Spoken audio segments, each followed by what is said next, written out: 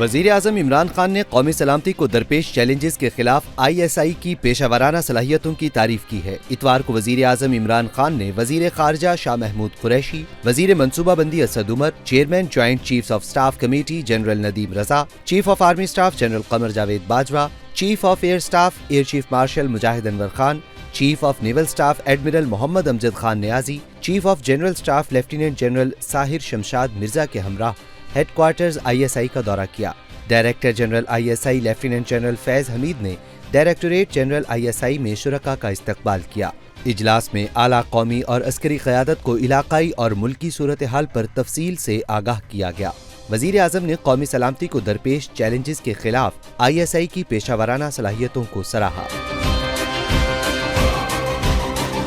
جبکہ دوسری جانب امریکہ نے رواں برس طالبان کے ساتھ امن معاہدے کے بعد سے تاحال اپنے 10 فوجی کیمپس بند کر دیے ہیں، جبکہ قندھار ایئر فیلڈ اور جلال آباد ایئر بیس میں بھی گنتی کے امریکی فوجیوں کے گھر رہ گئے ہیں۔ واشنگٹن پوسٹ میں شائع ہونے والی ایک رپورٹ میں دعویٰ کیا گیا ہے کہ 29 فروری کو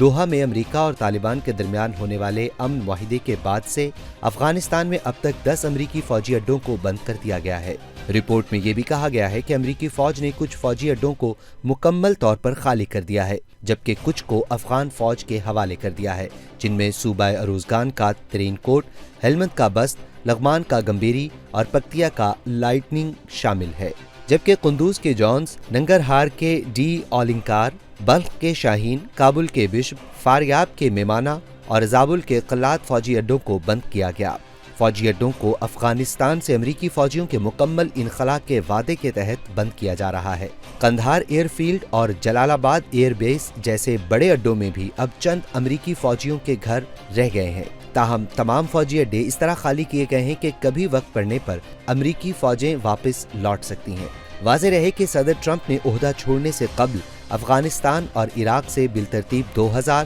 اور 500 امریکی فوجیوں کو واپس بلانے کے انتظامات کر لیے ہیں۔